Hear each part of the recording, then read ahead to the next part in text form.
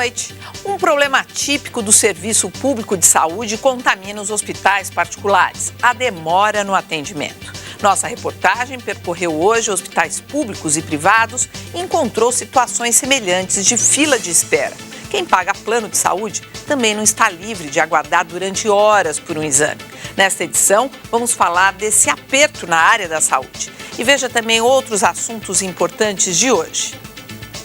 Empresas de plano de saúde bancam seminário em resort de luxo para juízes que muitas vezes cuidam de processos envolvendo as próprias operadoras. Revisor do Mensalão conclui voto sobre participação do Partido Progressista e Partido Liberal e absolve 3 réus. Cidade de Varginha, em Minas Gerais, é invadida por escorpiões. Milhares já foram capturados este ano. Na onda ecológica, artista uruguaio fabrica no Brasil bicicleta feita de garrafas PET. Na véspera da abertura da Assembleia Geral da ONU, o presidente do Irã diz que Israel não faz parte da história do Oriente Médio.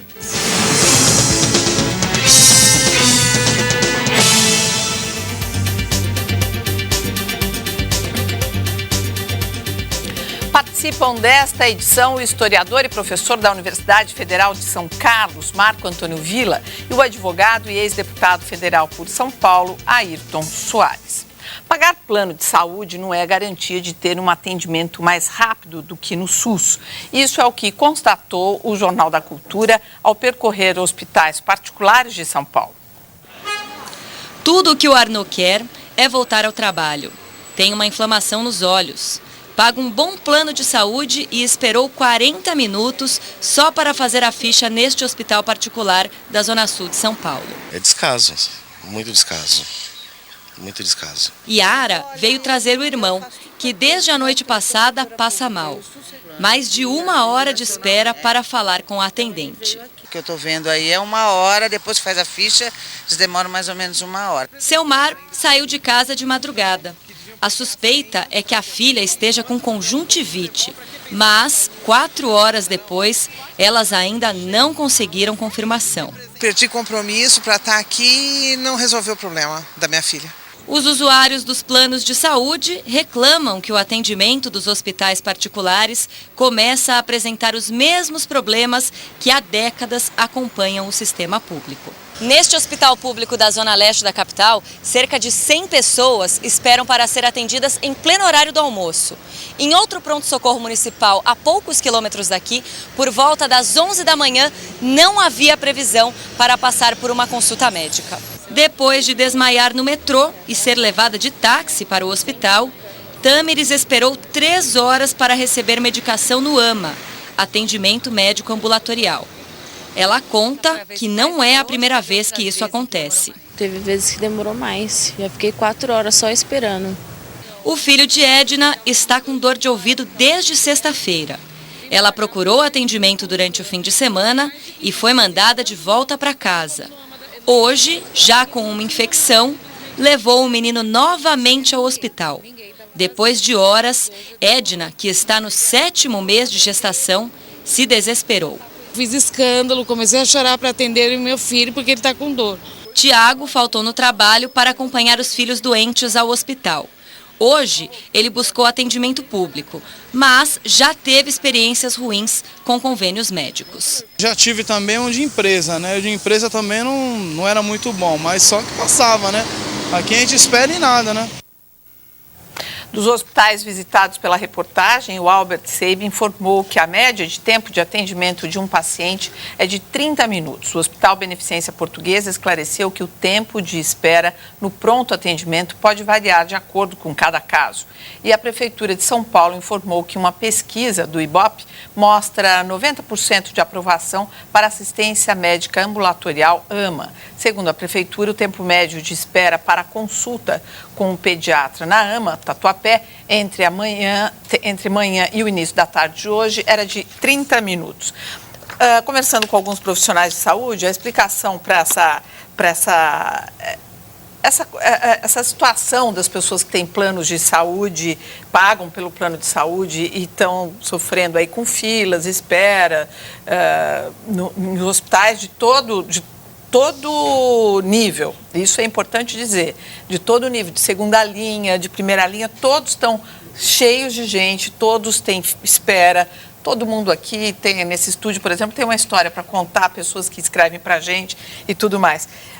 Uma das explicações é que aumentou a quantidade de conveniados sem ter aumentado a rede privada, hospitalar, enfim. E que não há um controle, que não houve um controle nesses tempos das empresas, das operadoras de planos de saúde, de aceitarem. Então, elas vão aceitando, vão faturando, e não tem a contrapartida, que é o que se espera, que é a rede hospitalar, a rede laboratorial e tudo mais. O que pode fazer nós, coitados, usuários de planos de saúde? Os planos de saúde ficaram mais acessíveis e, com isso, houve uma grande procura por plano de saúde. Só que a empresa que tem o plano, que é uma empresa que presta esse serviço, ela tem que ter os convênios com os hospitais, com a rede pública até, como agora se permite, para poder atender aqueles que se filiaram. E isso não acontece. Então eles podem vender quantos planos queiram vender, sem ter que provar que aumentou a rede de atendimento, tem condições de atender. E isso ocorre por quê? Porque é uma omissão na fiscalização. Deve haver um controle maior na ampliação das vendas dos planos de saúde. Não digo que não deva vender, mas deve vender desde que tenha condições de promover o atendimento. O que está acontecendo é isso. Então o sujeito paga, não é atendido. Eu mesmo fui testemunha algumas vezes já em chegar em pronto-socorro de hospitais de primeiro grau, vamos chamar assim, e está lá 200, 300 pessoas numa fila, sentados. Em fim de semana, você não imagina o caos que é pronto-socorro desses hospitais. Eu pago um plano caro, você chega com uma reportagem de corpo, você faça a ficha, vai. Posso fazer a ficha, tem de esperar para medir a pressão. Outra, mais. E essa história de as pessoas brigarem lá, eu vi várias pessoas foram embora. Uma senhora, ela tinha vindo de um outro hospital, de um hospital conhecido, tinha esperado não sei quanto tempo, tinha ido para aquele, percebeu que não seria atendido. Você imagina a situação. Você vai percorrendo hospitais. Aí tem uma coisa básica, Agência Nacional de Saúde. Então, esse essa é o ponto. A questão central. O Proteste, que é aquele órgão de defesa do consumidor, fala que a informação é da ANS, que 9,5 milhões de brasileiros têm planos de saúde e esses saúde que não funcionam bem. São convênios, 71% deles têm deficiência média, grave e tudo mais. Eu fico pensando, se a Agência Nacional de Saúde tem essa informação, por que ela não atua?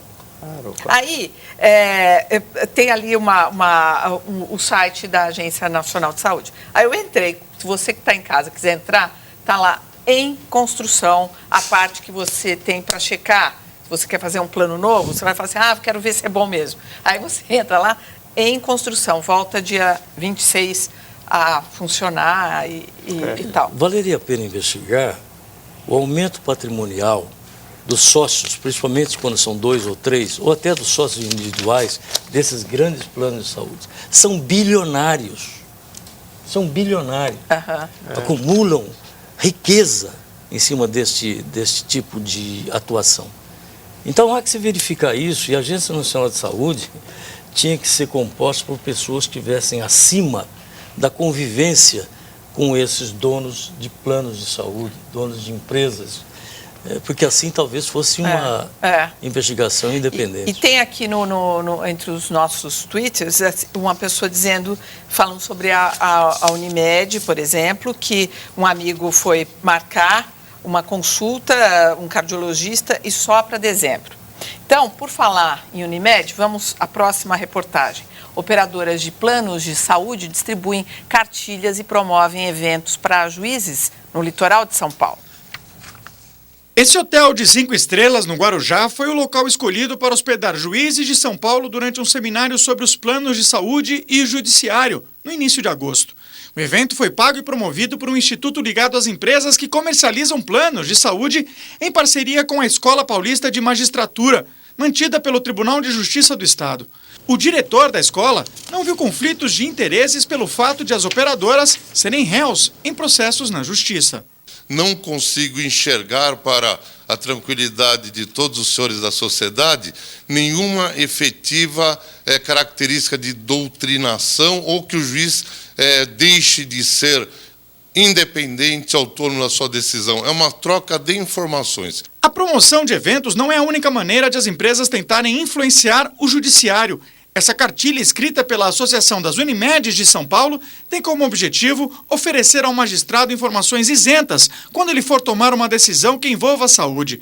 E não esconde que a intenção é proteger a Unimed de liminares que determinem um atendimento sem a contrapartida financeira. A empresa admite que existe uma tendência natural do judiciário de proteger o consumidor em detrimento à operadora. A justificativa para essa contribuição das operadoras de planos de saúde aos juízes está em uma batalha travada nos tribunais brasileiros. O judiciário acumula mais de 231 mil ações contra os planos de saúde.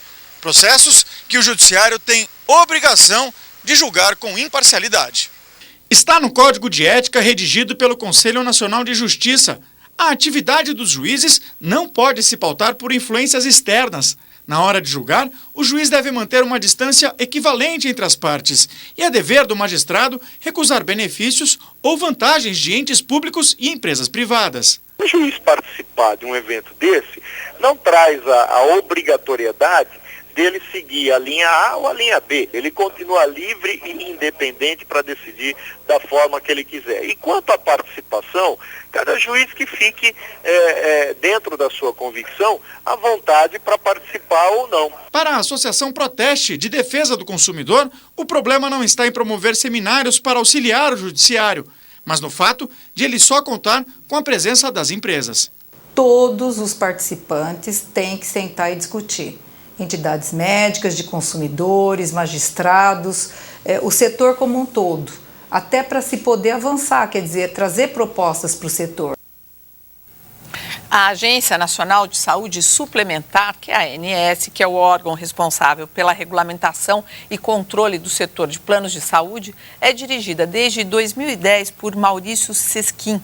Antes de assumir o cargo, Sesquim ocupou entre dezembro de 2007 e fevereiro de 2009 a presidência executiva da Qualicorp, que é a corretora e administradora de planos de saúde, que tem ligações com as principais operadoras do país.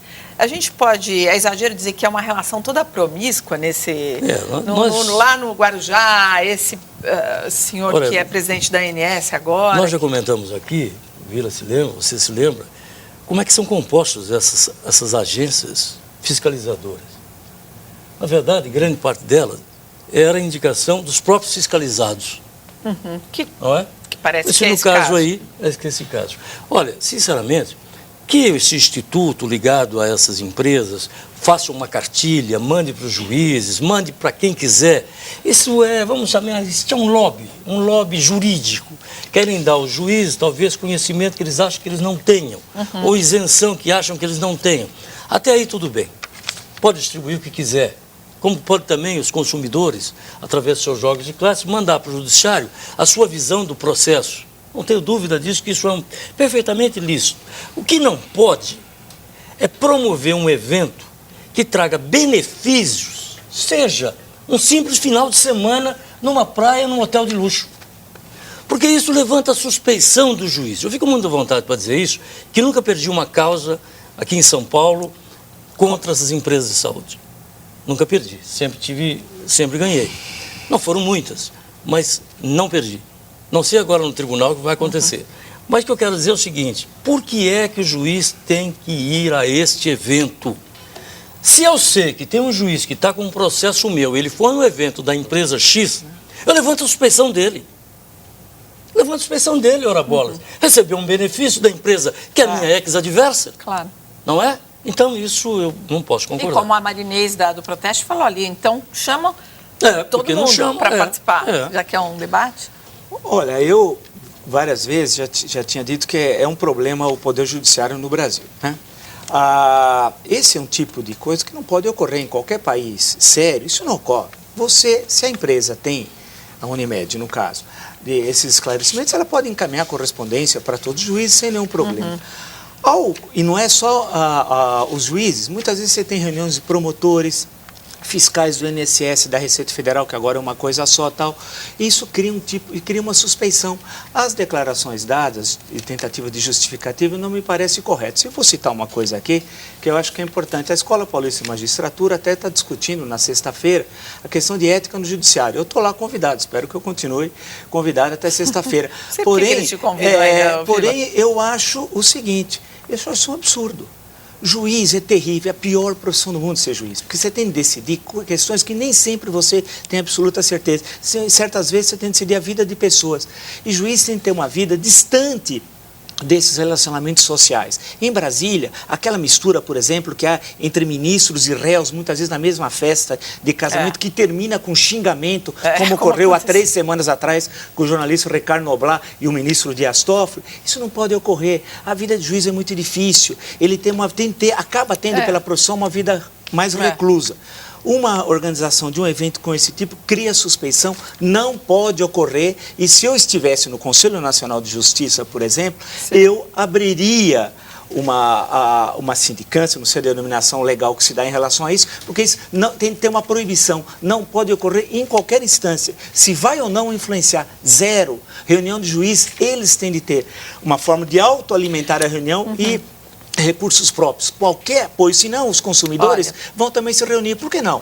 Todos os consumidores dessa empresa se reúnem e vão se reunir com os juízes.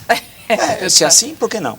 Agora, só complementando aqui para a gente encerrando esse assunto, tem uma outra notícia aqui que os planos de saúde vão ter que justificar a negativa de um procedimento qualquer. Isso é o que está propondo a ANS. Ela abre até o dia 27, a partir do próximo dia 27, se o site estiver funcionando, para que as pessoas, o público em geral, participe, entre lá, coloque sugestões e tudo mais. Porque eles têm que explicar onde é que cláusula que diz no seu contrato com esse segurado que não pode fazer, sei lá, uma cirurgia tal ou fazer tal procedimento. Tem uma observação rapidamente, Paulo. É que você não tem acesso direto a quem decide no plano de saúde.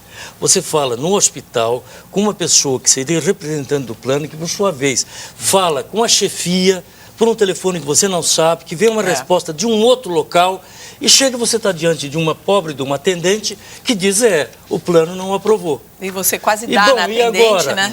Aí você fica bravo com a atendente, porque ela é instrumento da negativa. Mas, afinal de contas, como é que eu faço agora? A quem eu tenho que recorrer? Aí tem que ir à justiça. E aí aquele desgaste. Não é?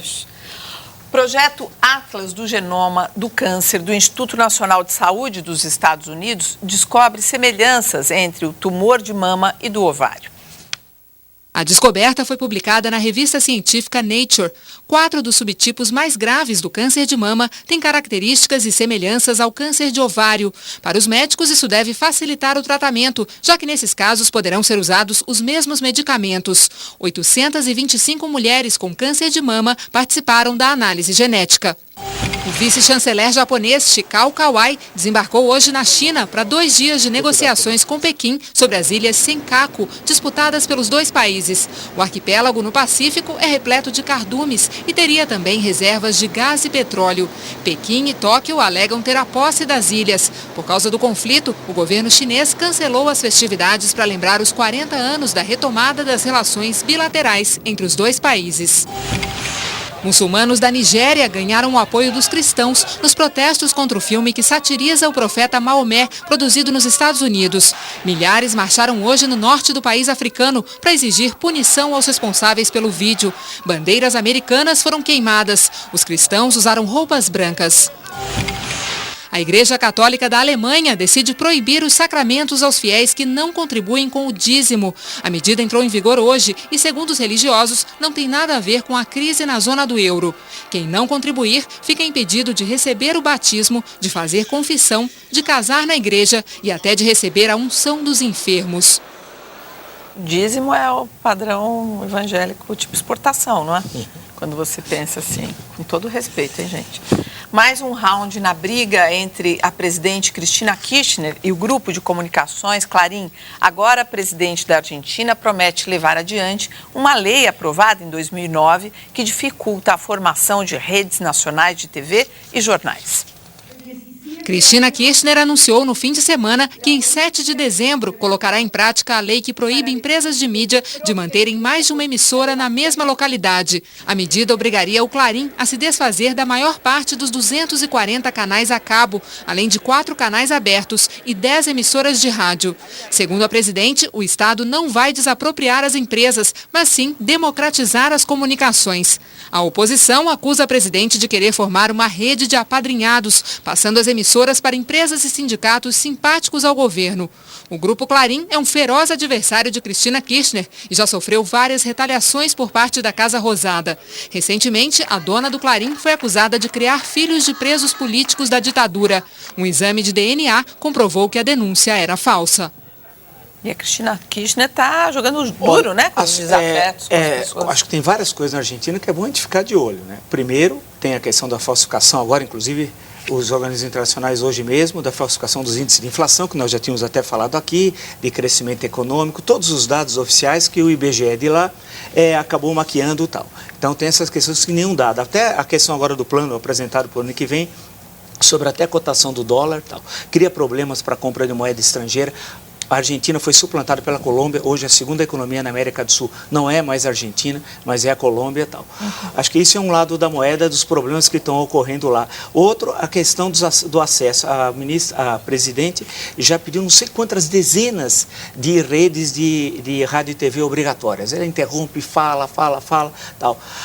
Terceiro, a questão aos grupos de imprensa, de meios de comunicação, que não seguem a linha peronista, especialmente do peronismo da família Kirchner e tal.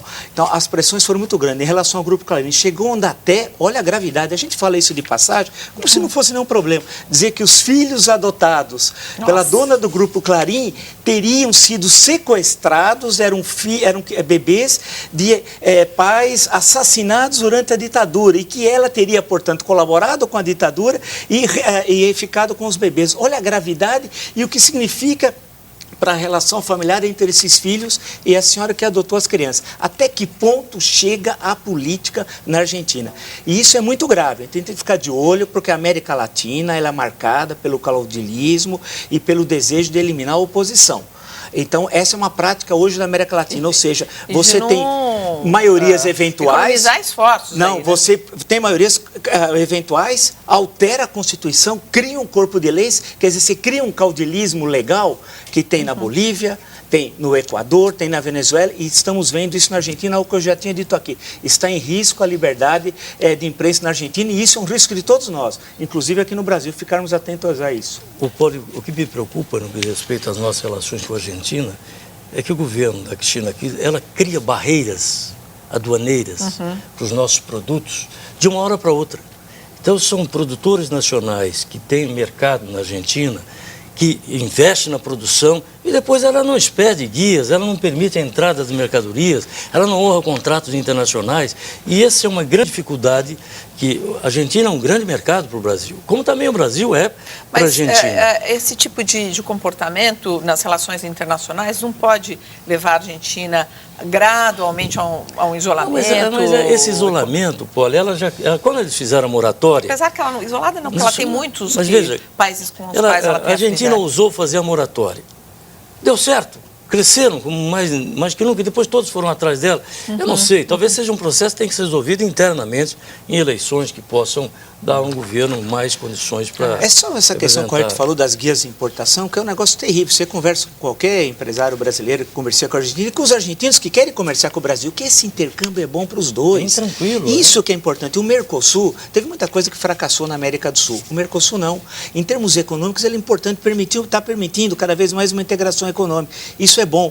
Porém, a Argentina, por exemplo, assinou... Mas as questões políticas estão atravessando o caminho. Claro, mas ela assinou um tratado com a China, a China deu um crédito de 3 bilhões, então ela compra da China e não compra do Brasil. Só que esse tratado feito com a China, viola artigos do Mercosul. Claro. Então, aí o Brasil não sabe o que fazer, porque cria uma situação. Além disso, é bom lembrar que daqui 9 meses o Paraguai volta ao Mercosul, acaba a suspensão do Paraguai. E olha a questão complicada. O Senado do Paraguai votou contra a admissão da Venezuela, que foi admitida quando o Paraguai estava suspenso. Daqui 9 meses vai ter uma enorme confusão. Veja a seguir, artista plástico uruguaio produz bicicleta feita com garrafas PET. E ainda, em Nova York, o presidente do Irã critica a ONU e diz que está preparado para um possível ataque a Israel.